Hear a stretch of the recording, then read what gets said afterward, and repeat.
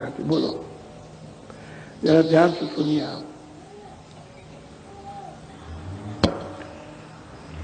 मेरी पकड़ बाए सत्य गुरु नहीं भयो धार भव सागर। कहते हैं सतगुरु आप मेरी बाह को यानी मेरी सूरत को पकड़ लो। बाह कहते हैं जैसे शरीर का हाथ होता है, अब वो कहते हैं कि सूरत को पकड़ लो। अगर आप नहीं पकड़ोगे, पुकार रही है, तो मैं भवधार में बह जाऊंगी। मैं तो असहाय हूं और निराधार हूं, मेरा तो कोई आधार नहीं।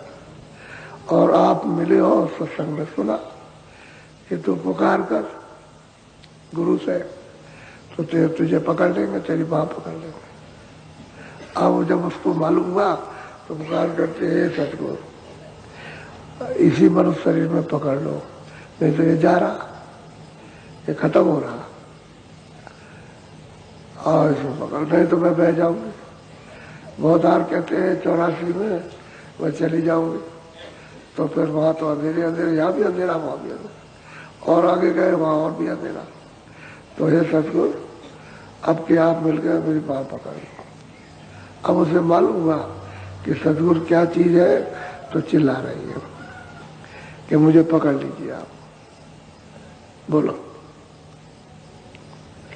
मैं बचूं जाल से क्यों कर, तुम बिन कोई और न आसर। कहते हैं कि भाई मैं कैसे इस जाल में मैं फंसा हूं, वासनाओं के जाल में, इच्छाओं के जाल में फंस गया हूं। अब कैसे किस विधि से उससे बचूं, कौन सा उपाय करूं, कैसे निकल आऊं। तो मुझे तो उपाय दिखाई देता नहीं। सूरज चिल्लाती है कि मुझको कोई उपाय नहीं। अब मुझे तो यही है कि आप बचा सकते हैं, आप इससे निकाल सकते हैं, आप हमको पकड़ सकते हैं।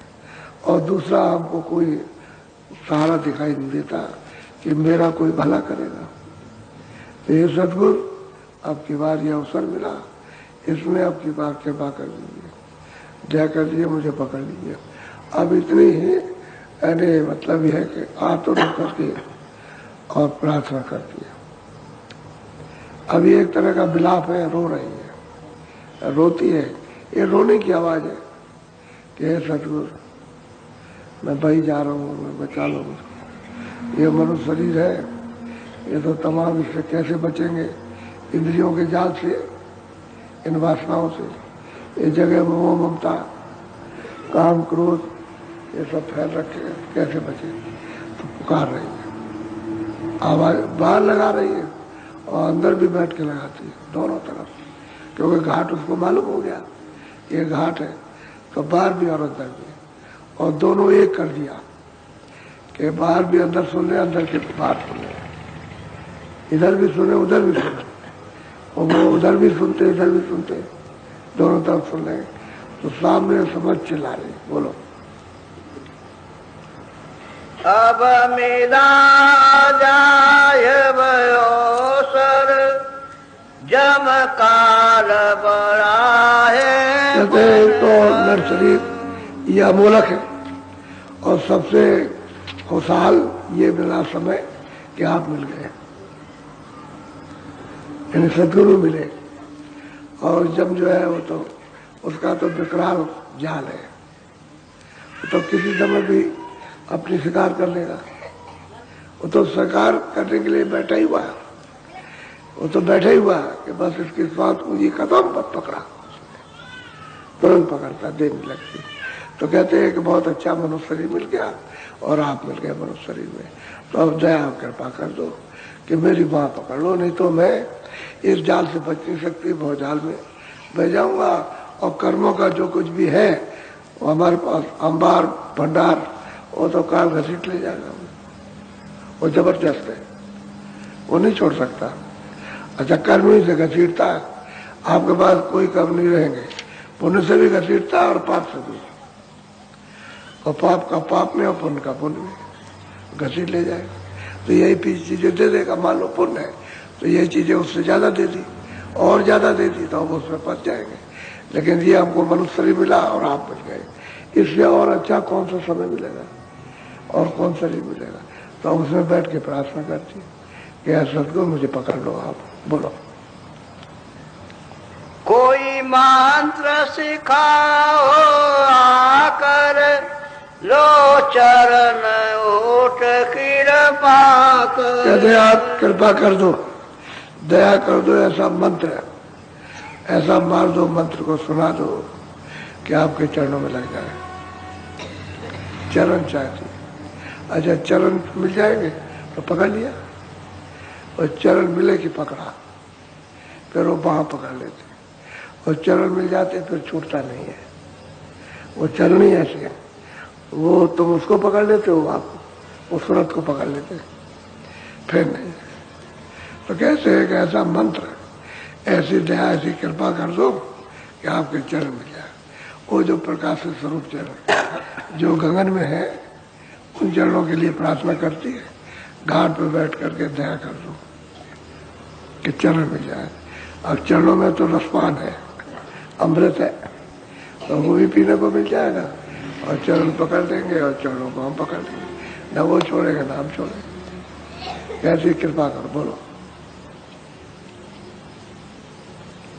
मैं थका 84 फिर अब कैसे मिले अमर घर। अब सूरत कहती है कि स्वामी मैं तो 84 चक्कर मारते मारते मारते कितने युग कितने कल्प बीत गए, थक गया। और ये तो विश्वास हो गया कि बिना कृपा के अमर घर नहीं मिलेगा। अमर घर कहते हैं अस्थायी घर, जिसमें न छोटे बनाए जाओ न बड़े बनाओ, सदा रहो एक रस, उसको अमर घर कहते हैं। जहाँ जन्म मरण न हो, जहाँ पाप हो न पुण्य हो। तो जब ये शरीर ही नहीं रहेगा तो पाप पुण्य क्या रहेगा, वो अमर घर कहते बिना कृपा के नहीं मिलेगा। हम तो थक गए, क्योंकि अब उस सूरत को मालूम हो गया कि 84 में क्या मिलता है, चारों खानों में, नरकों में क्या। ये सब जब मालूम हुआ तो कृपा मांग रही है, दया मांग रही है। कृपा कर दो, दया कर दो, चरणों में लगा लो, अमर कर दो, बोलो।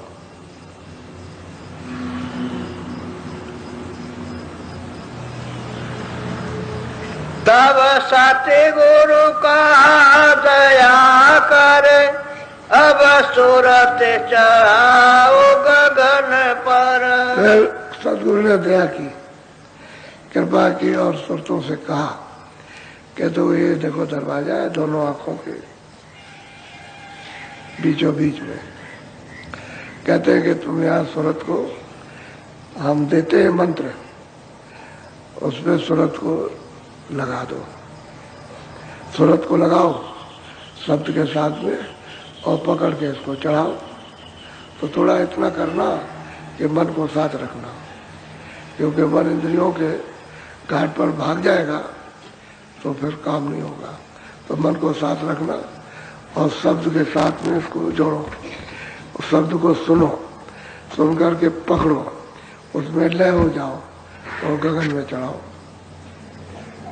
एक हम मंत्र देते तुमको, द्वार देते, दरवाजा, यहाँ बैठ के ये करो करो, यानी ध्यान करो, भजन करो, घाट में बैठ बोलो।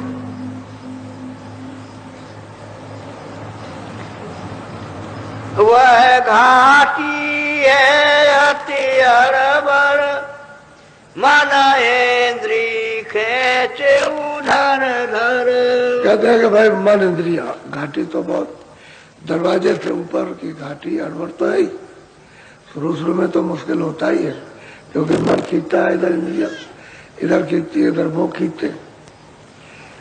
मन इंद्रियों पर बैठा है, इंद्रियों भोगों में, दृश्यों में लगी हुई है, तो खींचातानी करती, अड़बड़ घाटी है। लेकिन जब तुम बाहर सिमट जाओगे, उनसे प्यार करने लगोगे, सतगुरु से, महापुरुष से प्यार करोगे, तो ये प्यार कम हो जाएगा। आप किसी से भी प्यार करने लगो तो सबसे प्यार आपका कम हो जाता है। बच्चे से भी कम हो जाएगा, माँ से भी कम हो जाएगा, पिता से भी भाई से भी कम हो जाएगा, मित्रों से भी। जिससे प्यार करो उसके साथ ज्यादा रहेगा। तो कहते हैं कि भाई सतगुरु से करो प्यार और बाकी करो काम चलाओ। तो कहते हैं भाई घर में सेवा कर लो, ये भी काम करो, ये भी करो, ये भी काम कर लो, ये भी कर लो, और ये भी सेवा कर लो, बाकी प्यार उनके साथ है। तो इनसे काम चलाओ हो गया और प्यार उसके साथ किया, तो प्यार। तो क्या करेंगे? इंद्रिया भोगों में नहीं जाएंगी और मन दरवाजे पर नहीं बैठेगा, भागेगा नहीं। नहीं तो इंद्रिया भोगों में गई, मन दरवाजे पर बैठ करके उसका रस लेने लगा, तो रस है फीका, यानी क्षणिक है। तो उसको तो तृप्ति न आँख से होती है, न कान के सुनने से, न जिह्वा के कुछ खाने पीने से, न इंद्रिय किसी से नहीं होती, क्योंकि आनंद है नहीं उसमें। तो कहते हैं तुम उनसे प्यार करोगे सतगुरु से, तो इनसे प्यार बहुत कम हो जाएगा। कार्य मात्र प्यार होगा, काम चलाओ, अपना अपना काम चला लोगे उसमें प्यार, बाकी प्यार उससे हो जाएगा। तो कहते हैं कि मन और इंद्रियां फिर भोगों में नहीं जीतेगी। बड़ा सीधा सीधा बताया। वैसे भी आप देखो, घर में शादी कर जाओ और किसी से तुम्हारा प्यार हो गया, तो उससे ज्यादा प्यार होता है, उससे कम होता है,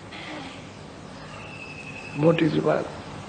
अब घर में तुम्हारे भाई बंद है, जब कोई नहीं था तो प्यार था, रास्ते में कोई मिल गया उससे प्रेम हो गया, अब रोज उससे मिलते उठते बैठते रोज उससे, तो भाइयों से प्रेम खत्म।